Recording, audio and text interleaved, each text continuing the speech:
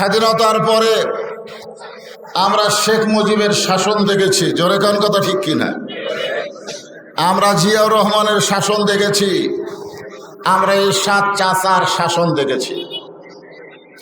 এরপরে দেখেছি বেগম খালেদা জিয়ার শাসন, তারপরে দেখলাম হাসিনার শাসন, তারপরে আবার দেখেছি খালেদা জিয়ার শাসন। তারপরে ভোট না পেয়েও 15 বছর স্বৈরাচারের শাসন, জোরে বলার কথা ঠিক কিনা? 50 বছর আমাদের দেখা শেষ। আগামীতে আমরা দেখতে চাই আল্লাহর কোরআনের বাংলাদেশ। এই জন্য যখন স্লোগান দিল আল কোরআনের আলো, আপনারা বলেন ঘরে ঘরে জ্বালো। ঘরে ঘরে জ্বালায়া কোনো কাম হবে না। 300 জন ভালো মানুষকে আমাদের আগামীতে সংসদে প্রেরণ করা লাগবে, ধরে বলেন কথা ঠিক কিনা? কারণ ঘরে ঘরে বহু জ্বলছে, কাম হচ্ছে না। এই জন্যে যেই বলা হবে আল কোরআনের আলো, আপনারা বলবেন সংসদে জালো। বলতে পারবেন না? আল কোরআনের আলো।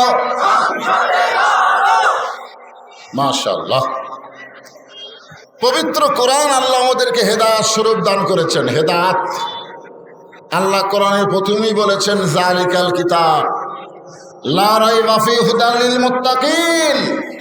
এই কোরআনকে হেদায়েত স্বরূপ আল্লাহ আমাদেরকে দিয়েছেন। আর কোরআন থেকে কারা হেদায়েত পাবে? পাইকারি হারে আবু জেহেল পাবে না, আবু বকর পাবে। জোরে কোন কথা ঠিক কিনা? আবু জেহেলও কিন্তু কোরআন শরীফ শুনছে। আপনারা তো বসে থেকে আরামে শুনতেছেন, আবু জেহেলের বসার চান্স হয়নি, দাঁড়িয়ে থেকে কোরআন শরীফ শুনছে। চোরের মতন সামনে বসে না, পিছন থেকে দাঁড়ায় নবী কোরআন তেলাওয়াত করছে, আর চোরের মতন চুপি চুপি কোরআন তেলাওয়াত শুনছে। সকালবেলা এসে মুখ ফসকে বের হয়ে গেছে, এত সুন্দর কোরআনের বাণী। রাতটা কোন দিক দিয়ে গেল বুঝবারই পারিনি। সুবহানাল্লাহ বলেন। আবু জেহেল কি কোরআনের বিপক্ষে কইছে? কোরআনের পক্ষে বলেছে। এত সুন্দর কোরআনের বাণী, রাতটা কোন দিক দিয়ে গেল বুঝবারই পারিনি। তা আবু সুফিয়ান বলে, নেতা, যেই কোরআন শুনতে রাত কোন দিক দিয়ে গেল বোঝা যায় না, সেই কোরআন ধরলে অসুবিধা কি? একটা হলো কোরআন শোনা, আর একটা হলো কোরআন ধরা। আজকে যারা এই মাহফিল আমরা বসে আছি, আমরা কি শুধু কোরআন শুনতে চাই না কোরআনকে ধরতে চাই? আপনারা বলেন তো, কাবা শরীফের গিলাফ ধরার চাইতে কোরআন ধরার সওয়াব কম না বেশি? জোরে বলেন। আমি 11 সালে যখন প্রথম হজ করতে গেলাম, আমার সঙ্গে একজন হাজী সাহেব প্রত্যেক তাওয়াফে 7 পাকে 3 বার কাবার গিলাফে চুমা খায়, 3 বার। আমাকে বলে, হুজুর আপনি খালি সাইড দিয়ে ঘোরেন, আপনি কাবা ঘরের গিলাফ চুমা খাবেন না? আমি বললাম, চুমা খেয়ে লাভ কি? বলে, কোন কি আল্লাহর ঘরের গিলাফ। আমি কইলাম, ভাই কিভাবে চুমা খাবো, যে মানুষের ভিড়। কয়, হুজুর খালি এরকম কুনা মারবেন আর সামনে যাবে, রাস্তা বার হয়ে যাবে, চুমা খাবে। আমি লোকটার হাত ধরে বললাম, 1 লক্ষ বার কাবার গিলাফ চুমা খেয়ে কোনো সওয়াব হবে কিনা আমি জানি না, তবে একবার আল্লাহর কোরআনকে যদি চুমু দাও, এর চাইতে 1,00,000 গুণ বেশি সওয়াব হবে। লোকটা আশ্চর্য হয়ে বলল, কেমনে? আমি বললাম, কাবা আল্লাহর ঘর, কিন্তু আল্লাহ কাবার হেফাজতের দায়িত্ব নেয় নাই। আর কোরআন আল্লাহর কিতাব, স্বয়ং আল্লাহ তাআলা কোরআন হেফাজতের দায়িত্ব নিয়েছে। ধরে বলেন কথা ঠিক কিনা? কাবার পাশে যদি আল্লাহওয়ালা না থাকে, কাবার মধ্যে মূর্তি ঢোকে। ধরে বলেন কি ঢোকে? এ কথা কন না কেন? নবী যখন হিজরত করে মদিনায় গেছিলেন, মক্কা বিজয়ের পরে কাবা ঘরের দরজা খুলে দেখে কাবার ভিতরে 360টা মূর্তি। তার মানে বোঝা গেল আল্লাহর ঘরের মধ্যে কাফেররা মূর্তি ঢুকাবার পারে, আল্লাহ কিছুই করে না। 1400-1500 বছর কোরআনের বয়স হয়ে গেল, এখন পর্যন্ত কোরআনের ভিতরে একটা জের জবর নুক্তাকেও ঢুকাবার পারেনি। জোরে কোন কথা ঠিক কিনা? তাহলে কি বুঝলেন? আপনারা মসজিদ তৈরি করতেছেন, মসজিদের আশেপাশে আল্লাহওয়ালা থাকার দরকার আছে না নাই? আমি জয়পুরহাটে যাওয়ার সময় আক্কেলপুরে এক মসজিদে আসরের নামাজ পড়লাম। গোটা মসজিদ আমি মুয়াজ্জিনকে বললাম, কে ভাই, গোটা মসজিদে আঙ্গুল দিলে ধুলা পাওয়া যায়, কারণ কি? বলে হুজুর আজান দিয়ে আকামত দিয়ে কেউ আসে না, তো কেউ যদি না আসে আমি ঝাড় দিয়ে করবো কি? একলা নামাজ পড়ি, গামছার 2 বাড়ি মারি। এই দেখেন আমি যেখানে নামাজ পড়বো এখানে ধুলে নেই।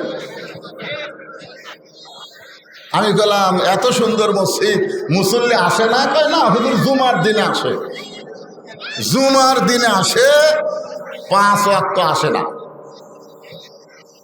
তাহলে মসজিদে যদি মুসল্লি না যায়, সেই মসজিদে ধুলা ঢোকে, জোরে কোন কি ঢোকে? আপনারা বলেন তো আল্লাহর কোরআনের মধ্যে কিছু ঢুকছে?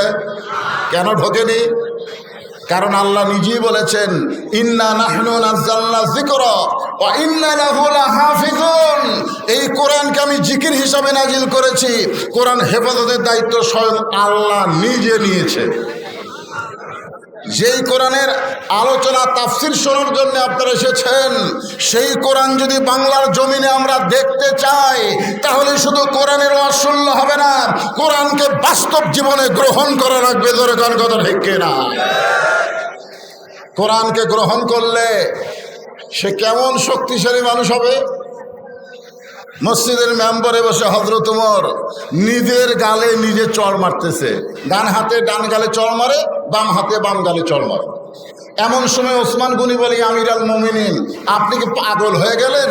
নিজের গালে নিজে চড় মারতেছেন। ওমর ফারুক বলে, ওসমান, আমার অতীতের কথা বারবার মনে হচ্ছে। ওসমান গনি বলে, আমির আল মুমিনিন, আপনি অতীতের কথা কেন মনে করতেছেন? কারণ বর্তমান আপনি হলেন অর্ধ পৃথিবীর খলিফা। ওমর ফারুক বল, ওসমান, প্রকৃত মানুষ যারা হবে তারা অতীতের কথা মনে করবে, ভবিষ্যতেরও চিন্তা করা লাগবে। আমাদের বাংলাদেশের স্বৈরাচারী ও ভবিষ্যতের চিন্তা করেনি, 41 সাল পর্যন্ত দিয়েছিল। ধরে কোন কথা ঠিক কিনা? 4 আগস্ট পর্যন্ত চিন্তা করতে পারে নাই যে 5 আগস্ট আমাকে বাংলাদেশ থেকে ভারতে পালান লাগবে। জোরে কোন কথা ঠিক কিনা? কোরআনের পাখি একদিন বলেছিলেন, গাছের গোড়া নাড়া দিবে, দিল্লির মামু বাড়ি গিয়ে পড়বা। জোরে কোন কথা ঠিক কিনা? পালানোর মতো ইন্দুর গর্ত খুঁজে পাবে না। আজকে কাওয়া কোথায়? কাওয়া পালাবো না, পালাবো না। দরকার হলে ঠাকুরগাঁয়ের ফখরুলের বাড়ি যাব। বাইরে শুধু বর্তমান খেয়াল করলে হবে না, ভবিষ্যৎ খেয়াল করা লাগবে, অতীতকেও খেয়াল করা লাগবে। ধরে কোন কথা ঠিক কিনা? ওসমান গনি বলে, আমির আল মুমিনিন, অতীতের খবর কি? কারণ আপনার ভবিষ্যৎ যে ভালো, এটা আল্লাহর নবী বলেছেন। এই দুনিয়াতে 10 জন মানুষকে আল্লাহ জান্নাতের সার্টিফিকেট দান করেছেন। জোরে বলেন কয়জন? তার মধ্যে উমর ফারুক কয় নম্বর? কথা কয় না, 1 নম্বর। আচ্ছা, আপনার কি বাড়ির থেকে নিয়ত করে আইছেন যে বক্তার সাথে সাথে হাঁ হু করবো না? 1 নম্বর হলো আবু বকর। জোরে 1 নম্বরকে। 2 নম্বর হলেন হযরত ওমর, 3 নম্বর হলেন ওসমান গনি, 4 নম্বর হলো হযরত আলী, 5 নম্বর আব্দুর রহমান ইবনে আওফ, 6 নম্বর হলো জুবাইর, 7 নম্বর হলো তালহা, 8 নম্বর সাদ ইবনে আবু ওয়াক্কাস, 9 নম্বর আবু সাঈদ, আর 10 নম্বর হলো ওবাদা ইবনুল জাররাহ। এই 10 জন হলেন আশারে মুবাশশারা। তাহলে হযরত ওমরের ভবিষ্যৎ খবর কি? জান্নাতি। ওসমান গনি বলেন, আপনি বর্তমান অর্ধ পৃথিবীর খলিফা, আপনার ভবিষ্যৎ জান্নাত। তাহলে আপনার অতীতের খবর কি? ওমর ফারুক বললেন, অতীতে আমি খালার বাড়িতে রাখালি করতাম। কার বাড়ি? বিকেলবেলা যখন ছাগল নিয়ে আসতাম, আমার খালা আমার কান ধরে বলতো, ওমর, কয় ছাগল নিয়ে গেলে, কয়টা ফেরত আনলে? আমি ছাগল গুনা দেখি 3-4টা কম। আমি আবার দৌড় দিলাম, ওই ছাগলগুলো খুঁজে খুঁজে নিয়ে খালারে যখন জমা দিলাম, খালা মাথার চুল ধরে বলল, ওমর, যেই ভুল আজকে করেছো, একই ভুল যদি আগামীকাল করো, তোমার রাখালির চাকরি ক্যান্সেল করে দেব। আমি তখন খালার পা ধরে বললাম, খালা রাখালির চাকরি যদি ক্যান্সেল করে দেন তাহলে থাকবো কোথায়, খাবো কি? একদিন যে ওমর রাখালির চাকরি রক্ষা করার জন্যে খালার পা ধরে কেঁদেছে, আজকে সেই ওমর অর্ধ পৃথিবীর খলিফা হয়েছে। এটা ওমরের যোগ্যতাই নয়, এটা কেবলমাত্র আল্লাহর কোরআনের ওসিলায়। ধরে বলেন কথা ঠিক? আল্লাহর কোরআন ভিতরে ছিল বলে রংপুরের আবু সাইদ সর্বপ্রথম 2 হাত বাড়ায় বলেছিল, মার মার। আপনারা খবর জানেন, আবু সাইদ হলো শিবিরের সাথী। আবু সাইদ জানে বাতিলের সঙ্গে আপোষ করার কোনো সুযোগ নেই, বরং হকের পক্ষে জীবন দিয়া অমর হয়ে থাকতে চায়। ধরে কোন কথা ঠিক কিনা? এমনকি বর্তমান প্রধান উপদেষ্টা কি জাতিসংঘের ভাষণে গিয়া আবু সাইদ কেমনে জীবন দিল সেটা গোটা বিশ্ববাসীকে দেখালো। আল্লাহ বলেছেন, ওয়ালা তাকুলু লিমান ইউকতালু ফি সাবিলিল্লাহি আমওয়াত বাল আহইয়া। বাতিলের সঙ্গে আপোষ না করে স্বৈরাচারীর বিরুদ্ধে জীবন দিয়ে তুমি মৃত্যুবরণ করনি, বরং আমি আল্লাহ বলতেছি তুমি জীবিত। করে গান সুবহানাল্লাহ। কি ভাবতেছেন? এ কোরআন যদি আমরা গ্রহণ করি, আল্লাহ রাখাল থেকে অর্ধ পৃথিবীর খলিফা বানায় দেয়। এখন সমস্ত মুসলমানকে বলতে হবে, এ কোরআনের ক্ষমতা আছে না নাই? জোরে বলা লাগবে, আছে না নাই? কেমন ক্ষমতা?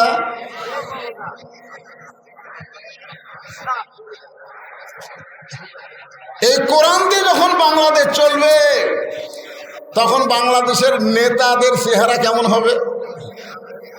এখনকার নেতা আপনাকে সাবেক এমপি 10 বছর আমাকে ধনুর শেরপুরে ওয়াজ করতে দেয়নি। হাবিবুর রহমান কোথায় কোথায়? আমি শুধু বলেছিলাম কোরআন দিয়ে যখন রাষ্ট্র চলবে, তখন এমপি মডেল মসজিদের খুতবা দেওয়া লাগবে। জোরে কোন কথা ঠিক কিনা? খালি মসজিদ বানালে হবে না, প্রত্যেকটা মসজিদের খতিব হবে এলাকার বড় নেতা। আর নেতার মুখে দাড়ি নেই, এই একটা কথায় আপনাদের এমপি আমাকে 10 বছর এই 2 থানায় ওয়াজ করতে দেয়নি।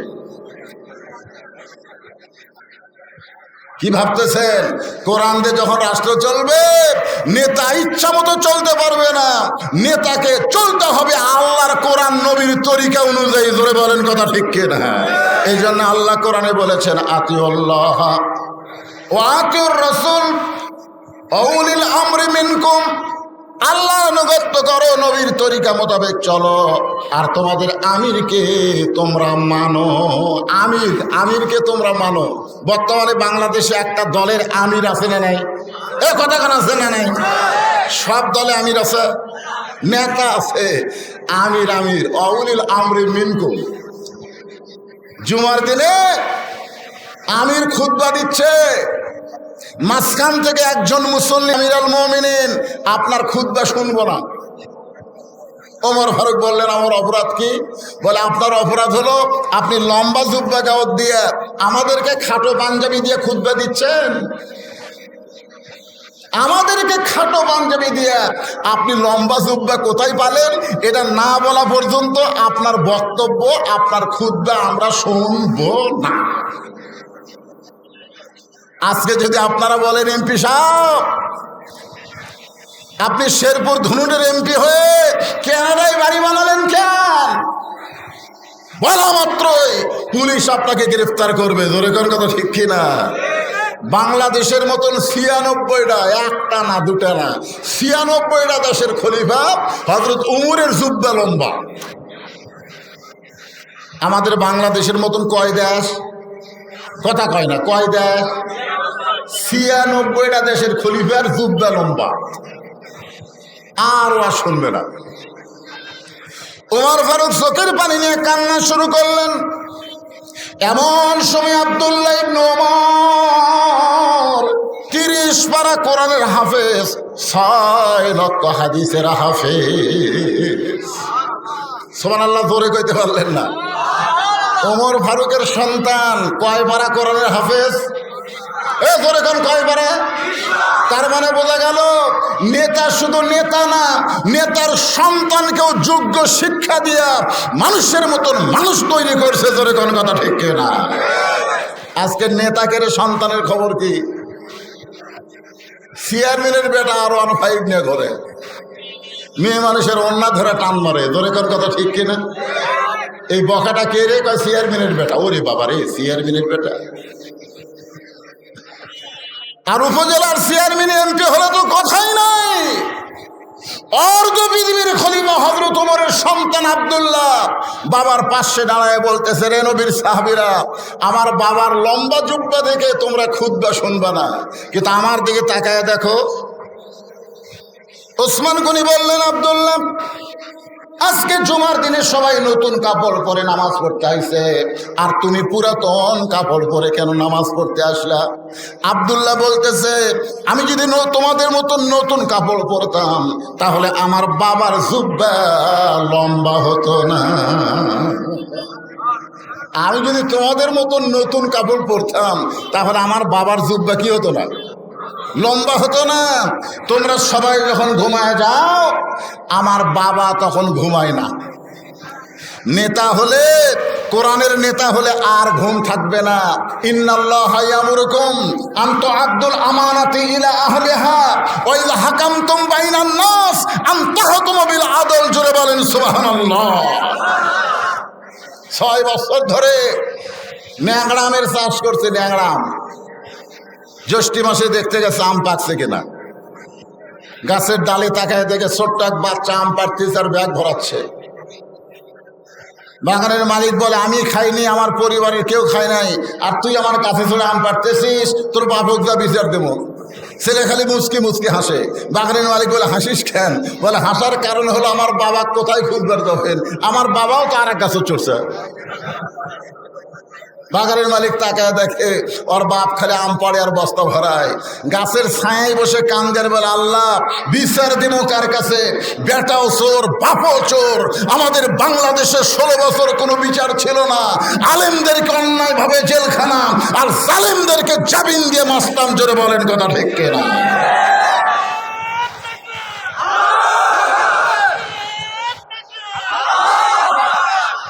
কোনো বিচার ছিল না।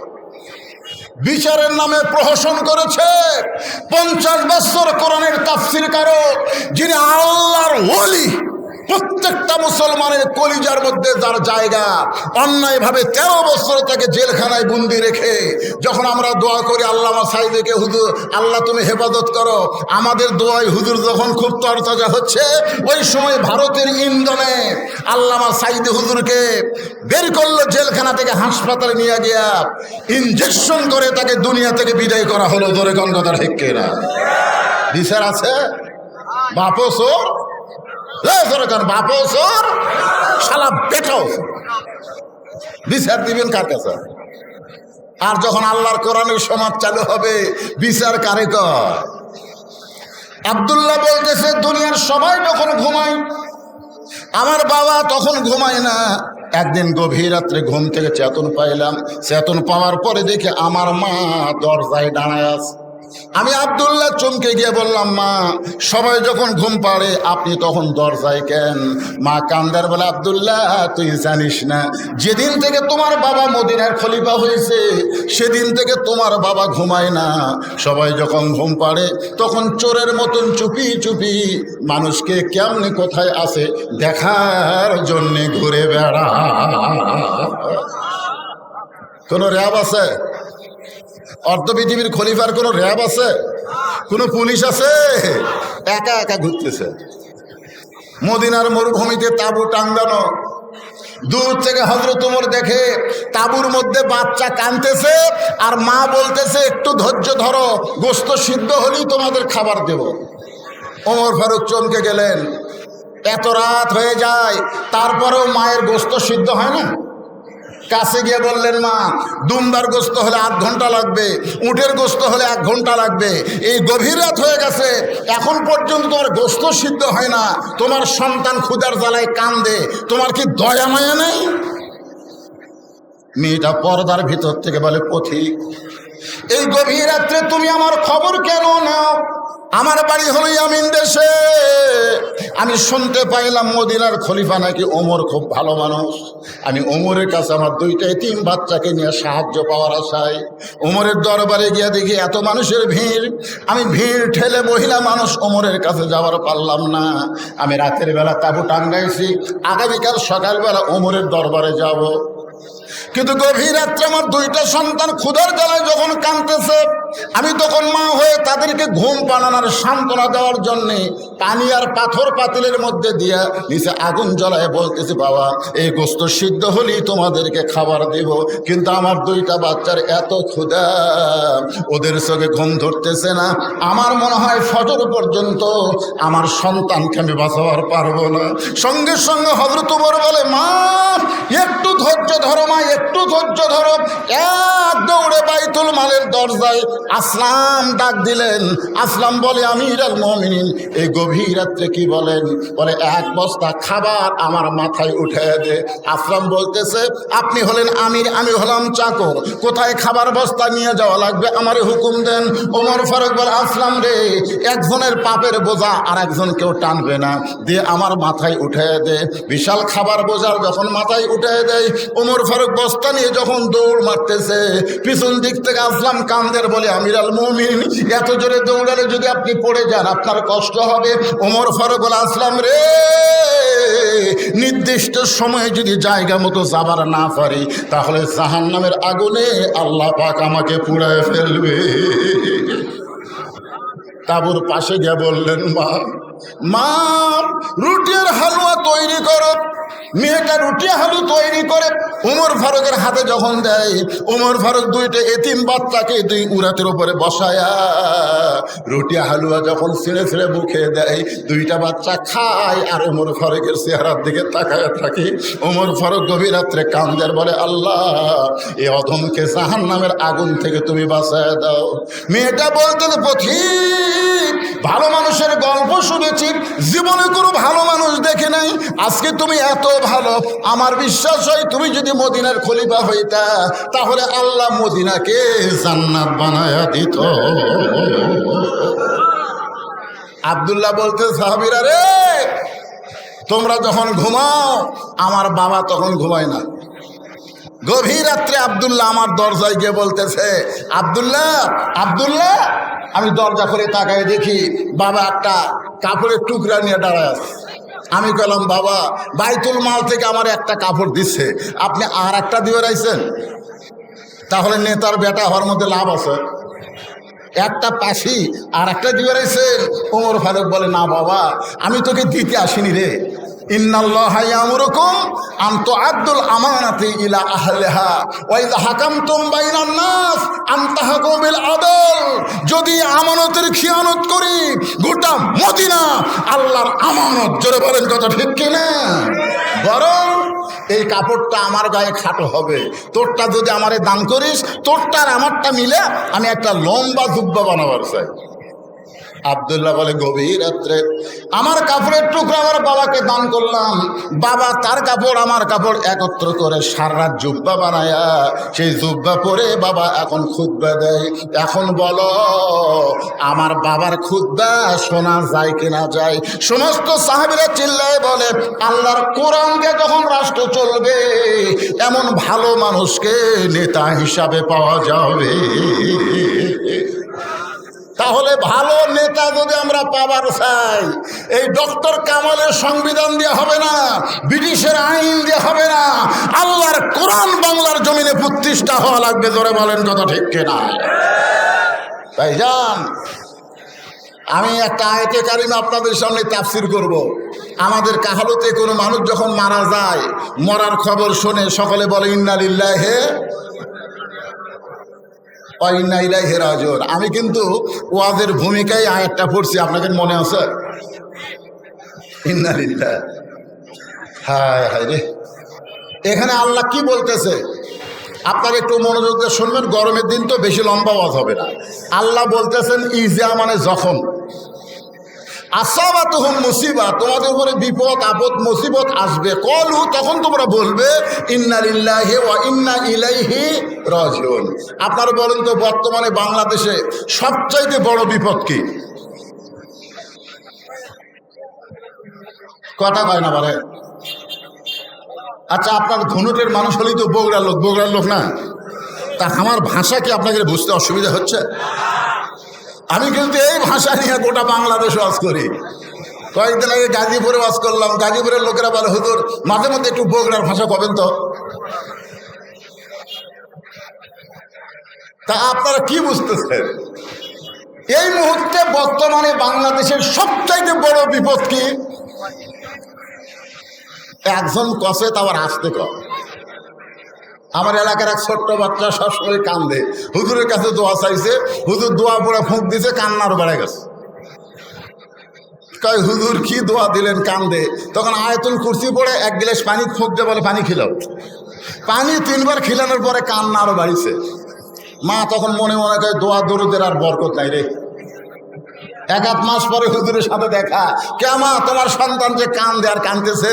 বলে হুজুর আপনার দোয়া দরুদ দিয়ে কান্না থামেনি। তো বলে কি দিয়ে থামলো? বলে এখন যখনই কান্দে একটা মোবাইল আছে চালু করে দেয় আর কান্না বন্ধ হয়ে যায়। একটা ছোট্ট বাচ্চার কান্না থামানোর জন্য বর্তমানে বাংলাদেশে মোবাইল লাগতেছে। জোরে কোন কথা ঠিক কিনা? আজকে ইটিস পিটিস টিকটক এইগুলো করার জন্য আমাদের যুবকগুলো সব নষ্টের পথে চলে গেছে। জোরে কোন কথা ঠিক, কথা কন না গায়। যুবকেরা বসে থাকে, 4 জন যুবক যদি এক জায়গায় বসে আর করে গল্প নাই। আগে আমরা বহু গল্প করতাম, আমরা গল্প নাই, 4 জনে মনোবাদ করতেছে। মানে মোবাইল হাতের মধ্যে নিয়ে ফেসবুক চালাচ্ছে, কেউ ফ্রি ফায়ার পাবজি গেম খেলতেছে, খালি এই করতেছে। 3 জন উঠে চলে গেছে, ও আর উঠেইনি। ওই খেলার মধ্যে এমন ব্যস্ত হয়ে গেছে, ওই রাস্তা দিয়ে একটা কুত্তা যায়। ধরে এখন কি যায়?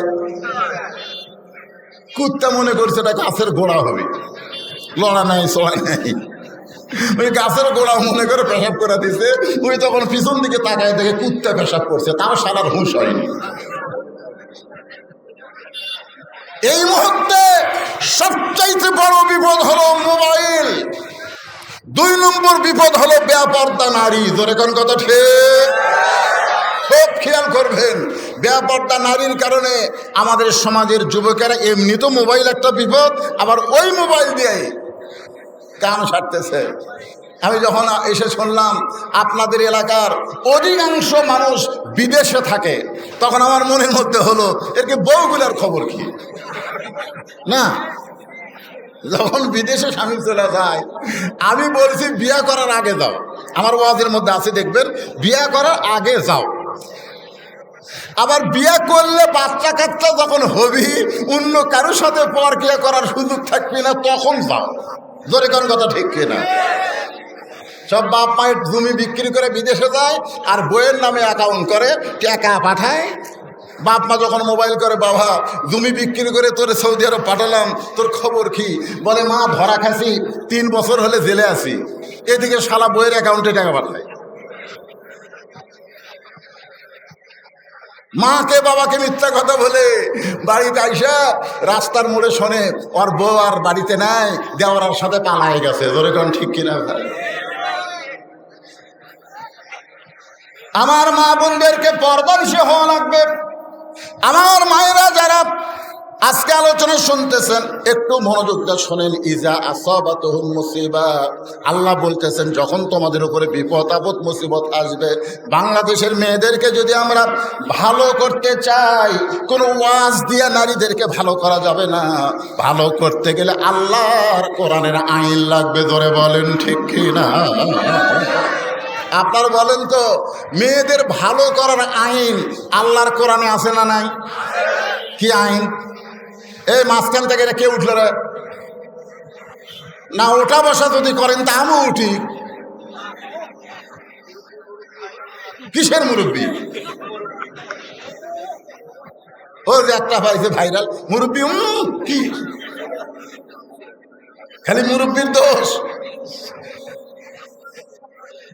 শোনেন, কোরআনের মাহফিল থেকে যারা উঠবেন, কি জন্য উঠতেছেন? পেশাব করার জন্যে।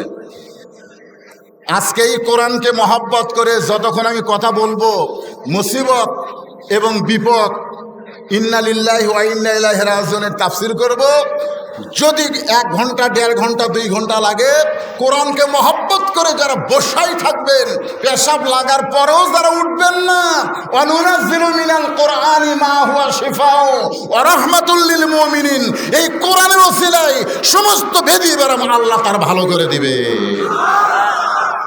কতগুলো মানুষ হাতে দেখবেন আমার কয় হুজুর পেশাব করে পানি নেই, তারপরে টপ টপ করে পড়ে। হুজুর কি তোর এরকম ব্যারাম ধরলো কেন?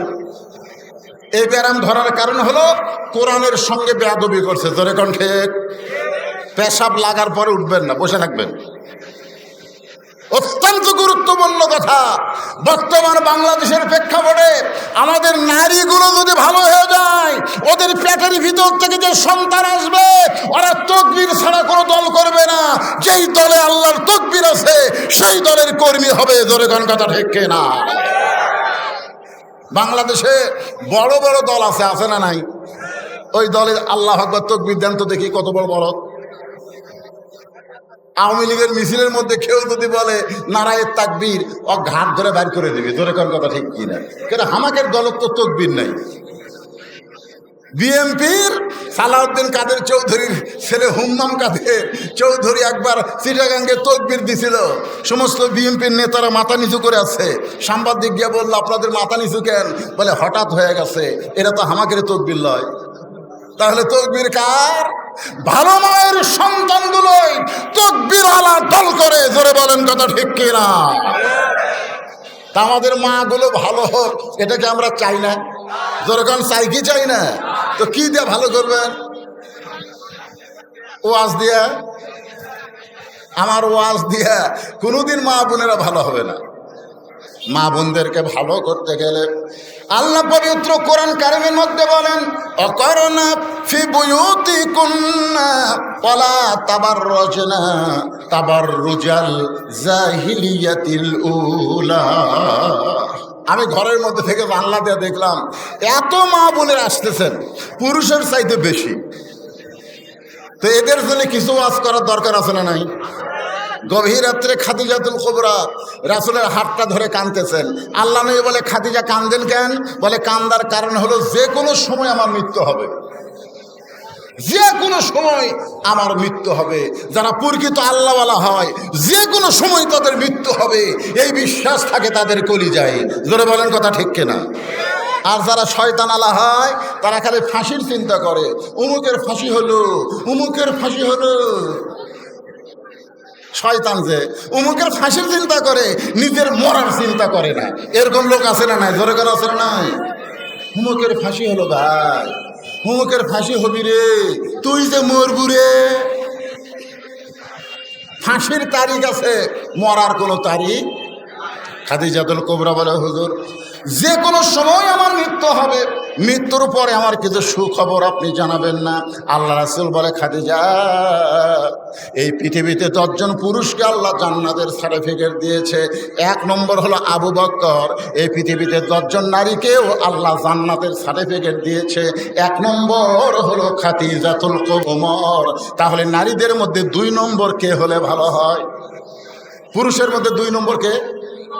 তাহলে নারীদের মধ্যে 2 নম্বর কে হলে ভালো হয়? খাদিজা বলে, হুজুর 2 নম্বর যেন আল্লাহ আমার মেয়ে ফাতেমাকে দেয়। রাসূল চমকে গিয়ে বলেন, খাদিজা, আল্লাহ আপনাকে 4টা মেয়ে দান করেছে। খাদিজার পেট থেকে 4টা মেয়ে আল্লাহ রাসূলকে দান করেছে। তাহলে আপনি 2 নম্বর ফাতেমার কথা কেন বললেন?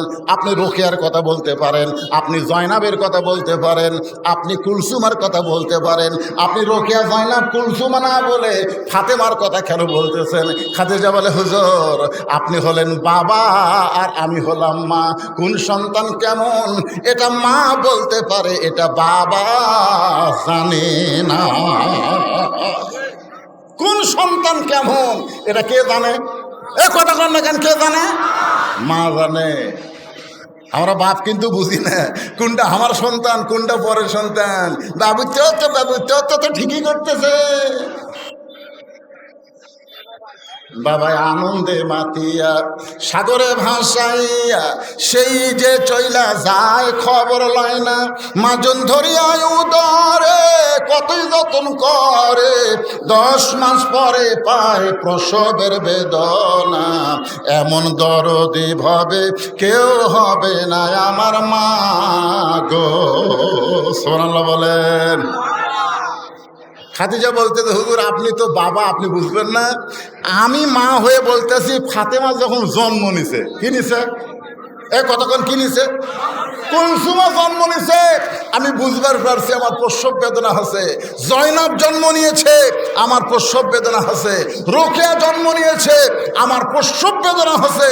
আর ফাতেমা যখন জন্ম নেয় আমার কোনো প্রসব বেদনা হয়নি।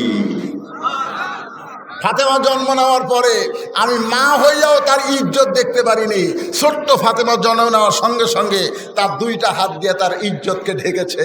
মাকেও পর্যন্ত তার ইজ্জত দেখতে দেয়নি। ধরে কোন সুবহানাল্লাহ।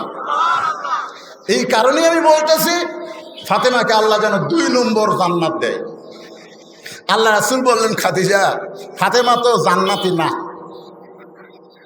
যেই বলছে ফাতেমা জান্নাতি না, খাদিজা দৌড়ে এসে বলি, ইয়া রাসূলুল্লাহ ফাতেমা যদি জান্নাতি না হয় তাহলে ফাতেমার খবর কি? রাসূল বললেন, জান্নাতি নারীদের নেত্রী। সুবহানাল্লাহ। জান্নাতি না, জান্নাতি নারীকে আবার নেত্রী। খাদিজা বলে, তাহলে আমার 1 নম্বর হয়ে লাভ কি?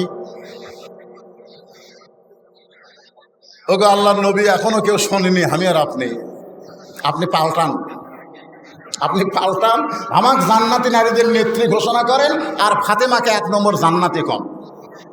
কারণ কেউ যখন শোনেনি, পাল্টান। রাসূল বলে, খাদিজা আপনি যদি 1 নম্বর হন আর আপনার মেয়ে যদি নেত্রী হয় অসুবিধা কি? বলে, হুজুর আপনি মরদ মানুষ, বুঝবেন না। মেয়েরা কোনোদিন কাউকে উপরে থাকতে দিতে চায় না।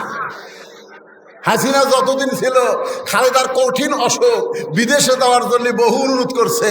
একই কথা বলে, আমি আইনের বাইরে কিছু বলবার পারব না। অথচ যে হাসিনার পতন হলো, খালেদাকে মুক্ত করে দেওয়া হচ্ছে। জোরে কর কথা, ঠিক কথা কন না কেন? আরে আপনাকেরই পাশি বেটার বউ। আসার সময় বাগবাড়ি দেখলাম, শহীদ প্রেসিডেন্ট জিয়াউর রহমানের বাড়ি আছে না নাই? কথা কন আছে না নাই? হ্যাঁ, আপনাকেরই বেটার বউ। কি হিংসা! একজন নেত্রী থাকবে আর একজন যেন ভবিষ্যতে নেতৃত্ব দিবার না পারে। এটা মরদ মানুষের মধ্যে কোনো হিংসা নাই, হিংসা হলো নারীদের ভিতরে। ধরে কোন কথা ঠিক কিনা? শাশুড়ি এতদিন বাড়ির কর্তা ছিল, বেটার বউ আশা কয় ওই চাবি আমার দরকার, আমি হম নেত্রী। বুড়ি কিরে! এমনকি মা মেয়ের মধ্যেও ঝগড়া হয়। জোরে কেন হয়? কি হয় না? আমার বাসায় আছে, আমার বাড়ি। আমার বড় মেয়ে মাছের তরকারি পাক করে আমাকে খাবার দিছে। মেয়েটা খেলে আমার সামনে ঘুরঘুর করে ঘুরতেছে। কি জন্যে ঘরে আমি বুঝতে পারছি। আমি বললাম, মা বাংলাদেশে বহু জায়গায় মাছের বহু তরকারি খাই মা, কিন্তু তোমার হাতে মনে হয় মধু আছে, এত স্বাদ। মেয়ে আর 1 টুকরা আমাকে দিল। মেয়েটা খুব খুশি, কিন্তু তাকাই দেখো ওর মাও গাল ফুলে বসে আছে। আমি বললাম, কে গো তোমার কি হলো? বলে, এখন থেকে মেয়ের বাড়িতেই খান, আমার খাওয়ার দরকার নাই। আমি বললাম, হাই রে জাত, মেয়ের প্রশংসা করলে মা বেদার হয়। এরাই হলো নারী। ধরে কোন কথা ঠিক? খাদিজা বললেন, এ রাসূলুল্লাহ আপনি আর আমি ছাড়া কেউ জানি না। আপনি বলেন খাদিজা হবে জান্নাতি নারীদের নেত্রী আর ফাতেমা হবে 1 নম্বর জান্নাতি। রাসূল বললেন, খাদিজা আমি হলাম ঘোষণাকারী, দেওয়ার মালিক হলো আল্লাহ। আপনারা বলেন তো দেওয়ার মালিক কে? রাসূল কি ঘোষণাকারী? জোরে কোন কি কারি? মাতাকুমুর রাসূলু ফাখুযুহু আমা নাহাকুম আনহু ফান্তাহু। মা ইয়ানতিকু আনিল হাওয়া ইন হুয়া ইল্লা ওয়াহয়ুহা। নবী নফসের তাড়নায় কিছুই করেন নাই, নবী যা কিছু করেছেন কার ইচ্ছায়। জবান খুলে বলতে হবে কার ইচ্ছায়। এই দিনে যাকে তাকে মানা যাবে না, একমাত্র নবীকেই মানতে হবে। জোরে বলেন কথা ঠিক কিনা? ওই দয়াল বাবা কেবলা কাবা আয়না কারিঘর, আয়না বসায় দিছে কলবের ভিতর। এলা বাবা টাবা কাল্লা বাবা কোনো বাবা চলবি না, জোরে কোন কথা ঠিক, কথা কন না কেন? আল্লাহ রাসূল বললেন খাদিজা আমি হলাম বন্টনকারী, আমি হলাম ঘোষণাকারী, দেওয়ার মালিক হলো আল্লাহ। খাদিজা বলে ইয়া রাসূলুল্লাহ, সর্বপ্রথম আমি ঈমান গ্রহণ করেছি, এই পৃথিবীতে সর্বপ্রথম আমি ঈমান গ্রহণ করেছি, এরপর আল্লাহ আমাকে জান্নাতের নেত্রী না বানায়া ফাতেমাকে নেত্রী বানানোর কারণ কি? আল্লাহ রাসূল বললেন দুই কারণ।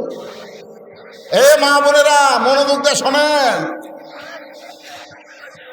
স্বামী যদি ডাকে সময় নাই, বহু কাম আছে। আল্লাহ রাসূল বলেছেন স্বামী যখন কোনো বিবিকে ডাক দিবে, শুধুমাত্র ফরজ ইবাদত ছাড়া নফল নামাজের মধ্যে থাকলেও নিয়ত ভাঙ্গে স্বামীর ডাকের উত্তর দেওয়া লাগবে। ধরে কোন কথা ঠিক? হায় হায় রে, চিনি না স্বামী কি, বুঝি না। আমার মায়েরা যারা আওয়াজ শুনতেছেন মনোযোগ দিয়ে শোনেন। আল্লাহ রাসূল বলেন খাদিজা দুইটা কারণে আল্লাহ আপনাকে জান্নাতের নেত্রী না বানায়া ফাতেমাকে জান্নাতি নারীদের নেত্রী বানাইছে। খাদিজা বলে হুজুর কারণগুলো কি? আল্লাহ রাসূল বলেন এক নম্বর কারণ, ও খাদিজা আপনি কত বছর বয়সে ঈমান গ্রহণ করছেন? খাদিজা বলতে যে হুজুর 55 বছর বয়সে। কত বছর? আল্লাহ রাসূল বলে খাদিজা ঈমান গ্রহণ করার আগে আপনি কি ছিলেন? খাদিজা বলে হুজুর আমি কাফের ছিলাম। রাসূল বলে খাদিজা আপনার হায়াতের 55 বছর আপনি কাফের ছিলেন, আর ফাতেমা কত বছর কাফের ছিল? খাদিজা বলতেছে জান্নাতি জান্নাতি, আমার ফাতেমা জন্মসূত্রে জান্নাতি হয়ে জন্মেছে। এখন আপনি বলেন খাদিজা এক নম্বরে কে জিতলো? খাদিজা বলতেছে এক নম্বরে তো আমি ঠকে গেলাম। আল্লাহ রাসূল বলে ও খাদিজা দুই নম্বর কারণ হলো আপনার মুখের সাইজ, আপনার নাকের সাইজ, আপনার চোখের সাইজ, আপনার গায়ের রং। এটা দুনিয়ার কত পুরুষ মানুষ দেখেছে, আপনি কি হিসাব করে বলতে পারবেন আপনার নাকটা কেমন, আপনার চোখ কেমন, আপনার গায়ের রং কেমন, আপনার চেহারা কেমন? এটা দুনিয়ার কত পুরুষ মানুষ দেখেছে, আপনি কি হিসাব দিবার পারবেন? খাদিজা বলে রাসূলুল্লাহ 40 বছর বয়সে আমি যখন আপনাকে স্বামী হিসাবে স্বীকার করলাম, ওই সময় মক্কার সবচাইতে ধনবতী রমণী আমি ছিলাম। এই ধনবতী রমণী হওয়ার কারণ হলো আমার অনেকগুলো ব্যবসা বাণিজ্য ছিল।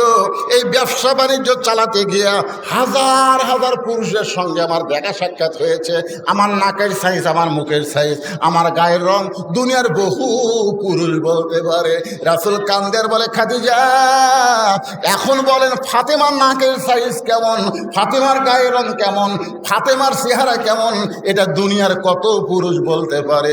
খাদিজা কান্দের বলে হুজুর গো আমার ফাতেমা জন্মের সময় পর্দা নিয়ে জন্মগ্রহণ করেছে। রাসূল বলে খাদিজা আপনি ফাতেমার জন্মের সময় পর্দার কথা বলতে পারেন, কিন্তু ফাতেমা পর্দার মধ্যেই বড় হবে। এমনকি ফাতেমা পর্দার ভিতরে দুনিয়া থেকে বিদায় নিবে। গভীর রাত্রে হযরত আলীকে ফাতেমা ডাকতেছেন। আলী যখন কাছে গেছে স্বামীর বুকের মধ্যে মুখ লুকিয়ে বলতেছে স্বামী গো, স্বামী আল্লাহ আমার দোয়া কবুল করছে। এ কি হয়েছে এদিকে, কি হয়েছে রে বাবা, কি সমস্যা হচ্ছে? কিছু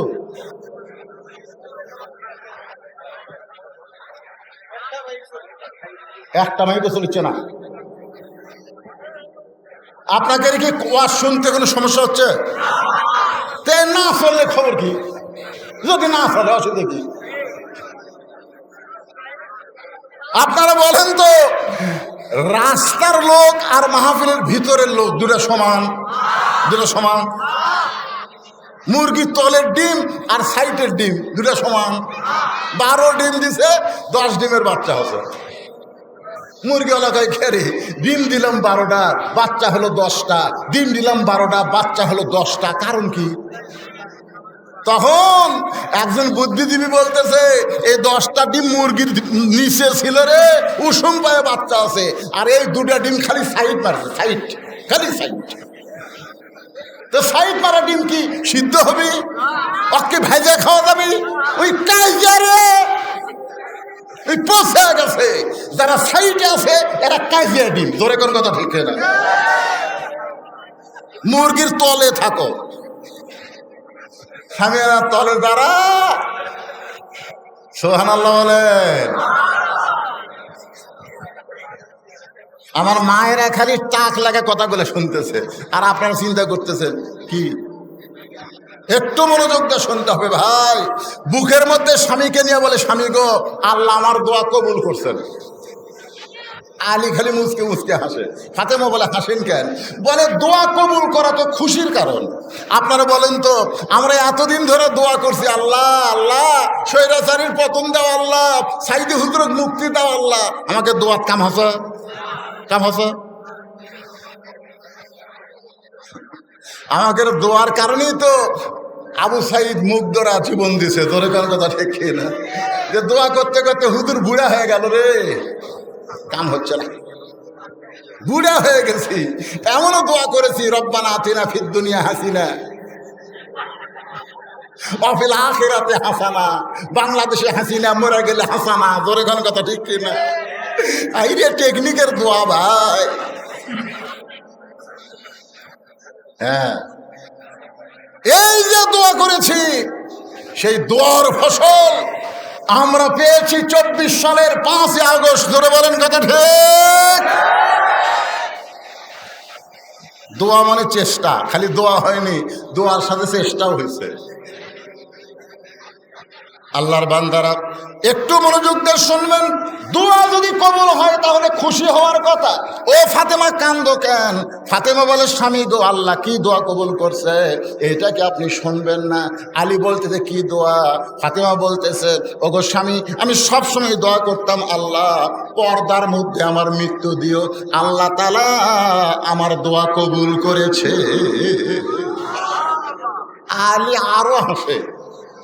ফাতেমা বলে, হাসেন কেন? বলে, হাসার কারণ হলো, যে মেয়েটা সারা জীবন পর্দার মধ্যে থাকছে, তার তো মৃত্যু পর্দার মধ্যেই হবে। জোরে কোন কথা ঠিক কিনা? আর বাংলাদেশের মেয়েরা পর্দার মধ্যে থাকে না, মরার পরে 5 কাপড় দেয়, তার উপর আবার খাটনি ঢাকে চাদর দিয়ে। জোরে কোন কথা ঠিক কিনা? ফেরেশতা ঘরে আর কয়, আল্লাহ এই মেয়ে গোটা এলাকা ঘুরিছে, এলাকার সব মানুষ এক চিনে, আল্লাহ তার 5 কাপড় দিয়ে খাটনি আবার চাদর দিয়ে ঢাকছে কেন? আল্লাহ বলতেছে, দেশের নাম বাংলাদেশ রে, ওই দেশের মেয়েরা বাঁচতে পর্দা করে না রে, মরার পরে করে রে, মরার পরে করে। আপনারা বলেন তো, মরার পরে 5 কাপড় দিয়া। আমার এলাকার এক মেয়ে মানুষ, ভাই চেয়ারম্যানের ডান্সে। কোন চেয়ারম্যান? যাকে পায় তাকে হাত ধরে কয়, ভাই ভাই, ও ভাই, ফট করে হাত ধরে পুকুরতে আসে, ভাই আমাকে একটা দিবিন ভাই। আমি ওর স্বামীর কাছে গিয়ে বললাম, রে তোর বউ যে চেয়ারম্যানের ডান্সে আর যাত্রার হাতলে বুকুর থেকে একটা করে ভোট চাই, তোর বউ বললে কয় কাপড় দিব? স্বামী বলতে, হুজুর আপনি আলেম মানুষ, জানেন না মেয়ে মানুষ মরলে 5 কাপড়। এগুলো 5টা মরে দিলে লাভ নাই তো, বাঁচা থাকতে যা করতেছে, মরার পর 500 কাপড় দিলেও কাম হবে না। কথা ঠিক কিনা? আমার মাইদেরকে বলতেছি, মা মরার পরে 5 কাপড় খাটনি চাদর দিয়ে ঢাকা লাভ নাই, জীবিত অবস্থায় পর্দা করা লাগবে। জোরে কোন কথা ঠিক কিনা? আবার অনেক মেয়েরা দেখবেন বুড়ি বয়সে বোরকা পরে, বুড়ি বয়সে বোরকা পড়ছে। কে দাদি বোরকা পড়ছেন কেন? মরা লাগবি ভাই। ওই দাদির কাছে লাতনি আছে, ওর আর বোরকা নাই, ওর অন্য গলার মাপলা হয়ে গেছে। এই গলার মাপলা হয়ে মাঝখান দিয়ে অন্য ফসে, 2 দিকে খালি লাইট বের হয়ে আছে। আর আমাদের যুবকেরা বলতেছে, সুন্দর নারী দেখলে পরে আমার দিল দেওয়ানা করে, ওলে ওলে ওলে ওলে। আপনারা বলেন, 50 বছর আমের গাছের গোড়ার যদি কেউ বেড়া দেয়, জিজ্ঞেস করতেছে বেড়া কেন দিলি? ওই গরু ছাগল যেন না খায়। আরে 50 বছর আমের গাছের দিকে গরু ছাগল ঘৃণা করেও তাকাবি না। জোরে কোন কথা ঠিক কিনা? বেড়া যদি দিবার চাষ, ওই লকা পাতা বার আছে, ওই ছোট গাছত বেড়া দে। বুড়ির গাঁত বোরকা দিয়ে লাভ নাই, একটা বুড়া পর্যন্ত বুড়ির দিকে তাকাবি না। জোরে কোন কথা ঠিক কিনা? বোরকা যদি দিবার চাষ, ওদের লকা, ওদের লকা, ওই পরিমণির গাঁত বোরকা দেওয়া লাগবে। জোরে বলেন কথা কন না গে। এখন সাবানা বোরকা পরে, সাবানা দেখতে যে আমি বুড়ি হয়ে গেছি। আমার এলাকার এক সুদারু বুড়া বয়সে এসে বলতেছে, আল্লাহ আমি আর সুদ খামো না, আর এক শালা ঘুষের চাকরি করছে, চাকরি যখন চলে গেছে তখন বলতেছে আল্লাহ আমি আর ঘুষ খামো না। দুই কান্দে দিয়ে ফেরেশতা আল্লাহ এই মানুষ না শয়তান। যখন ঘুষ খাওয়ার চাকরি আসছিল তখন শালা তওবা করেনি, এখন চাকরি নাই আর তওবা করতেছে। তার মানে যখন বুড়া হয়ে গেছে হাঁটতে পারে না তখন তো আল্লাহ আমি আর চুরি করবো না, আল্লাহ আমি আর চুরি করবো না। আল্লাহ কি পারবো? যখন পারবি না তখন তওবা করবি। এই তওবা করা হলো আল্লাহর সাথে ঠাট্টা করা। তোর কথা ঠিক না? জুয়ান বয়সে মসজিদে যায় না, বুড়া বয়সে মসজিদে যায়, আর বসবার পারে না, লাতিক কষে একটা চেয়ার নিয়ে যায় সামনে কাতার থুসে। এখন লাঠি চেয়ার নিয়ে যায় সামনে কাতার থসে। এখন দাদা যায় সারাদিন শালা ঘুরে বেড়ায়, 10 কেজি ব্যাগ বাজার থেকে বাড়িতে আসে, আর মসজিদের জয় কয় আমার চেয়ার কুটি। সামনে কাতার চেয়ার নিয়ে বসেছে, মসজিদে কোনো চেয়ার থাকবে না, সমস্ত চেয়ার মসজিদ থেকে বের করতে হবে। আল্লাহ কোরআনে বলেছেন কুমু লিল্লাহি কানিতিন, নামাজ যদি পড়তে চাও দাঁড়ানো হলো নামাজের মধ্যে একটা ফরজ। জোরে বলেন কথা ঠিক কিনা? তুমি যখন দাঁড়ায় নামাজ পড়তে পারবা তখন তুমি ফিল্ডিং মারছে, আর বুড়া বয়সে চেয়ার মসজিদ দিয়েছে আল্লাহর সাথে ঠাট্টা করবে। এই জন্য আল্লাহ রাসূল বলেছেন হাসরের ময়দান আল্লাহ বলবে না তোমার শৈশবকালের হিসাব দাও, আল্লাহ বলবে না তোমার বুড়াকালের হিসাব দাও, আল্লাহ বলবে যৌবনের হিসাব দেওয়া জান্নাতে চলে যাও। ধরে কোন কথা ঠিক? তাই এলাকার যুবকদের বলতেছি খালি মসজিদ দোতলা অজুখানা দোতলা করে লাভ নাই। প্রত্যেকটা যুবককে 5 ওয়াক্ত নামাজ মসজিদের জামাতের সঙ্গে আদায় করা লাগবে। ধরে বলেন ঠিক? কারা কারা 5 ওয়াক্ত নামাজ মসজিদ জামাতে পড়বেন? 2 হাত তুলে আমার আল্লাহর হাত নামান। মসজিদ দান করলে মসজিদ হয় না, 560টা মসজিদ আমাকে শেখ হাসিনা বানাতে গেছে। ধরে কোন ঠিক কিনা? রাস্তার ধার দিয়ে গেল খালি চক চক করতেছে, মডেল মসজিদ। ভিতরে ঢুকে দেখেন 1.5 কাতার মুসল্লি নাই। সবচাইতে বড় স্বৈরাচার হলো আযান শোনার পরে মুসলমান দাবি করে মসজিদের মধ্যে ঢোকে না। যেদিন কোরআন দে বাংলাদেশ চলবে সেদিন পুলিশদেরকে বলা হবে চোর ডাকাত ধরার দরকার নাই, আজান হওয়ার পরে যারা মসজিদের মধ্যে ঢুকবে না মুসলমান দাবি করে ওদের পাছার কাপড় খুলে 5টা করে বাড়ি বসাও। ধরে কোন কথা ঠিক কিনা? লা সালাতা লা ঈমানা, যার নামাজ নাই তার কোনো ঈমান নাই। বাইনাল আবদি ওয়াল কুফরি তরকুস সালাত, বান্দার কাফের মধ্যে পৃথক করা জিনিসটার নামই হলো নামাজ। এই জন্য নামাজ কায়েমের বিল সর্বপ্রথম পাশ হবে আল্লাযীনা মাক্কান্নাহুম ফিল আরদ। যখন মুসলমানের কেউ কোরআনের কেউ ক্ষমতার চেয়ার পাবে 1 নম্বর দায়িত্ব হলো আকামুস সালাত, নামাজ কায়েম করা লাগবে। ধরে কোন কথা ঠিক কিনা?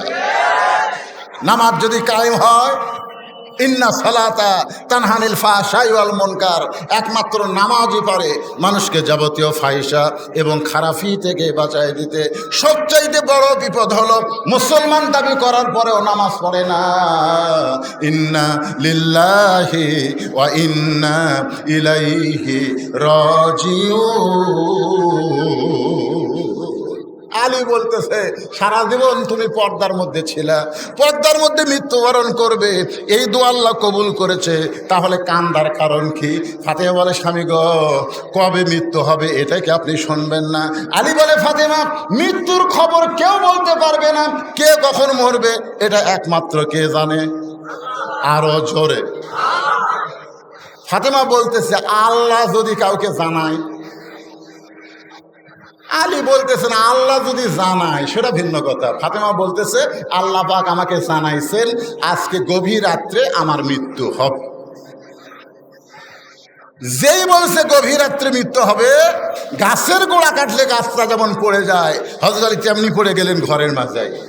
মা ফাতেমা আস্তে আস্তে স্বামীর মাথা উরাতের উপরে নিয়ে মুচকি হাসি দিয়া কপালে একটা চুমু দিয়ে বলে স্বামী গো এতদিন আমি জানতাম আপনি আসাদুল্লাহিল গালিব, এতদিন আমি জানতাম আপনি জ্ঞানের রাজা, কিন্তু আমার মৃত্যুর খবর শুনে আপনি এভাবে পড়ে গেলেন।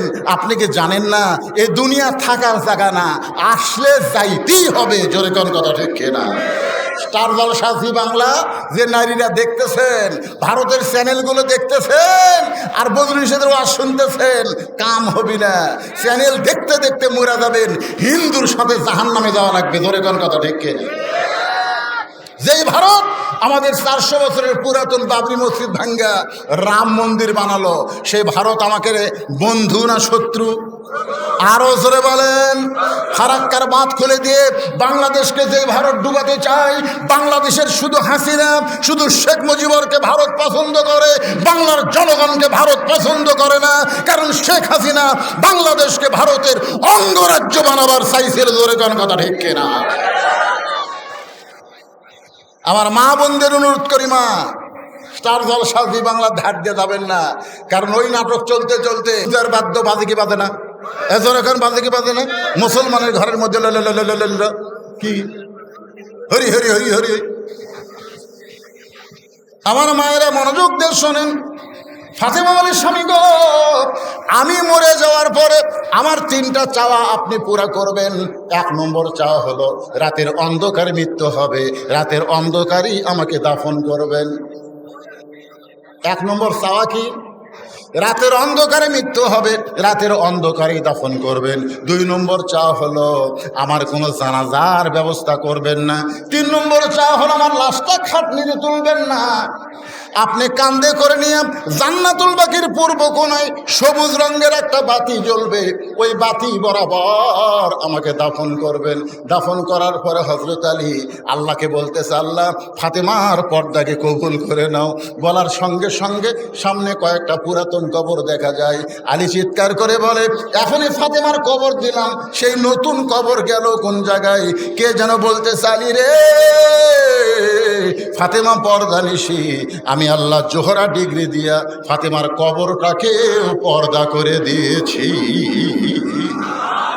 মায়েরা, ও মা, যদি ফাতেমার অধীনে জান্নাতে থাকতে চান তাহলে পর্দা ছাড়া উপায়।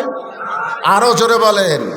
সমস্ত মেয়েরা যদি পর্দার মধ্যে ঢুকে যায়, আমাদের যুবকেরা আর মোবাইল নিয়ে টিসপিটিস করবে না, আমাদের যুবকেরা 5 ওয়াক্ত নামাজি হয়ে যাবে। সবচাইতে বড় বিপদ হলো যুবকেরা নষ্ট হওয়া, নারীরা বেপর্দা হওয়া। ধরে বলেন কথা ঠিক?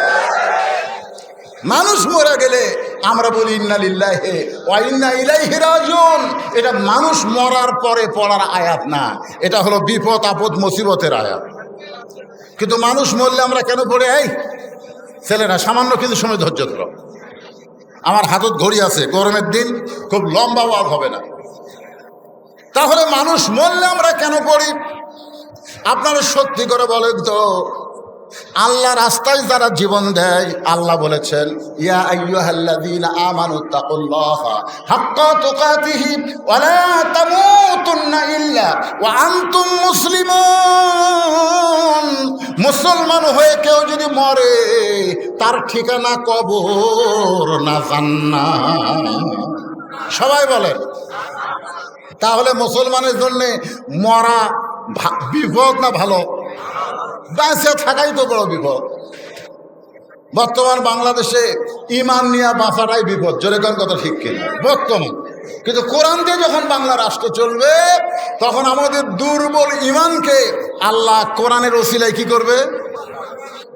আয়াত আছে না নাই? তাহলে পড়েন, ইন্নামাল মুমিনুনা আল্লাযীনা ইযা যুকিরাল্লাহু ওয়াজিলাত কুলুবুহুম ওয়া ইযা তুলিয়াত আলাইহিম আয়াতুহু জাদাতুহুম ঈমানাও ওয়া আলা রাব্বিহিম ইয়াতাওয়াক্কালুন। সবাই আল্লাহু আকবার বললেন না? কারণ আওয়ামী লীগ বিএনপির লোকেরা আল্লাহু আকবার বলবার চালেও মুখ দিয়ে বাড়াবি না। চর্চা নাই, যে চর্চা নেই। জাদাতুহুম ঈমানাও ওয়া আলা রাব্বিহিম ইয়াতাওয়াক্কালুন। এই কোরআনের সমাজ যখন চালু হয়ে যাবে, ঈমান আল্লাহ তাআলা আমাকে কমাবে না বাড়াবে? এই ঘোষণা কার? তাহলে আল্লাহর কোরআন দিয়া আমরা মুজিবের শাসন দেখলাম, জিয়ার শাসন দেখলাম, খালেদার দেখলাম, হাসিনার দেখলাম। এখন 50 বছর পরে আল্লাহর কোরআনের শাসন আমরা দেখতে চাই। কারা কারা রাজি? 2 হাত তুলে আমার আল্লাহকে দেখাতে হবে। লিল্লাহে তাকবীর। হাত নামান, হাত নামান। আল্লাহ, এই কঠিন গরমের মধ্যে আমার দুই ধারে দুইটা ফ্যান ঘুরতেছে, তারপর আমি ঘামতেছি, আর তোমার বান্দারা গরমের মধ্যে বসে দীর্ঘ সময় তোমার কোরআনের আলোচনা শুনলো। আল্লাহ, তাদেরকে আবু জেহেলের মতো না, আবু বক্করের সঙ্গে কবুল করো। ধরে কান আমিন। যুবকেরা, মসজিদের উন্নয়নের জন্য বহু টাকা উঠছে, আপনারা বহু দান করছেন। যদি আপনাদের মধ্যে এমন কোনো ব্যক্তি থাকে, আপনারা ওঠা বসা করবেন আল্লাহর রাস্তে। আমার কলজা ভরে গেছে, এই যে 1 ঘন্টা 1.5 ঘন্টার উপর ওয়াজ করলাম, আপনারা পাগলের মতন শুনলেন, কলজা ভরে গেছে আমার। এটা মাঘ মাস, পৌষ মাস হলে, অগ্রহায়ণ মাস হলে এমনি 3 ঘন্টা ওয়াজ করলেও শরীরের কিছু হতো না, কিন্তু গরমের সময় 1 ঘন্টা ওয়াজ করা খুব কঠিন। দীর্ঘ সময় আপনারা ওয়াজ শুনছেন। আপনারা কেউ আছেন এরকম যে হুজুর আপনার হাতে মসজিদে আমরা কিছু দিবার চাই, এরকম যদি কেউ থাকেন, আমি আপনাদের একটু সময় দিলাম। আপনাদের মধ্যে কেউ যদি থাকে যে আপনি আজকের মাহফিলের প্রধান আলোচক, আপনার জামাইয়ের হাতে আমরা উঠা বসা করতেছেন, প্যারালাইসিস হবে কিন্তু। কি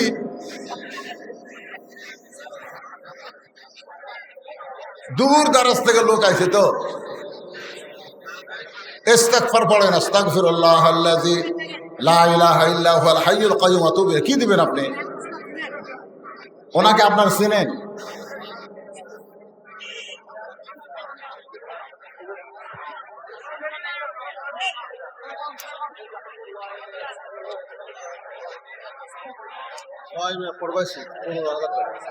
লিল্লাহি তাকবীর। কোন দেশে আছে? কোন দেশে? মিয়া প্রবাসী। হ্যাঁ, মাশাআল্লাহ, সৌদি আরবে আছে। যেই দেশে মক্কা এবং মদিনা, প্রবাসী ভাই আমার 15,000 টাকা নগদে দান করেছে। আল্লাহ তার দানকে কবুল করেন। সকলে বলে আল্লাহুম্মা আমিন। হ্যাঁ, এরকম কেউ যদি থাকেন, এই যে 15,000 টাকা দিছে, এরকম যদি কেউ থাকেন, 15-20 হাজার টাকা দেওয়ার মতন আপনাদের মধ্যে কেউ যদি থাকেন, আল্লাহর হস্তে আমরা সবাই সংক্ষিপ্ত হলে একটা মোনাজাত করব, বাপ মার জন্য একটা দোয়া করব। সবাই বসেন, সবাই বসেন, আল্লাহর রাস্তে বসেন। আর কেউ নাই? আচ্ছা, ঠিক আছে। আল্লাহুম্মা আমিন। আল্লাহুম্মা আনতাস সালাম ওয়া মিনকাস সালাম, তাবারাকতা ইয়া যাল জালালি ওয়াল ইকরাম। আয় আল্লাহ, তোমার বান্দারা কষ্ট করে, মেহনত করে মাঝবাড়ি জামে মসজিদের উন্নয়ন কল্পে আজকের জান্নাতের বাগান লাগাইছে। আল্লাহ, মেহেরবানি করে তাদের মসজিদকে কিয়ামত পর্যন্ত কবুল করে নাও। এই মসজিদে নগদে বাকিতে যারা দান করেছে, সকলের দানগুলোকে জান্নাতের বিনিময়ে আল্লাহ কবুল করে নাও। আয় আল্লাহ তাআলা, এই মসজিদের আহাল যারা, সকলকে 5 ওয়াক্ত নামাজি কবুল করো। আমার মা বোনদেরকে পর্দানিশী কবুল করো। গোটা বিশ্বের মুসলমানের উপরে আল্লাহ রহম করো। আমরা যারা হাত তুলেছি সকলে বলেন রব্বির হামহুমা কামা রব্বায়ানি সগীরা। আমাদের বাপ মা দাদা দাদি যাদের কবরে গেছে, আল্লাহ তাদের কবরকে জান্নাতের টুকরা বানায় দাও। আল্লাহ, কোরআনের সমাজ যেন আমাদের জীবিত অবস্থায় আমরা বাংলার জমিনে দেখতে পারি, আল্লাহ কবুল করো। সবাই বলে আমিন।